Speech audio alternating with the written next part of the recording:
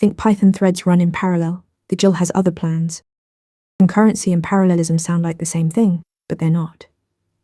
Concurrency means managing multiple tasks that can all make progress, but not necessarily at the same time. Think of a chef juggling multiple dishes, switching attention between them. Parallelism means tasks are literally executing simultaneously on multiple CPU cores, like multiple chefs cooking side by side at once. Here's where Python gets interesting. The GIL, Global Interpreter Lock, is a mutex in CPython that allows only one thread to execute Python bytecode at a time. So even with multiple threads, they can't truly run in parallel on separate CPU cores.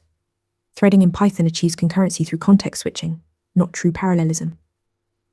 For CPU-intensive work, threads will actually fight over the GIL and give you no speed up. So which tool do you reach for? For I/O bound tasks like reading files or making network requests, where your program spends time waiting, use threading or asyncio. Concurrency shines here because while one task waits, others can progress. For CPU-bound work like number crunching or image processing, use the multiprocessing module. It spawns separate processes, each with its own GIL, so you get true parallelism across cores. Concurrency manages tasks without requiring simultaneous execution. Parallelism runs them at the same time. In Python, use multiprocessing to bypass the GIL for true parallelism. Try answering this question yourself. Want to get better at answering questions like this? With Interview Mentor, you practice real interview questions out loud. You get personalized feedback and a grade on every answer, and you can track your improvement over time.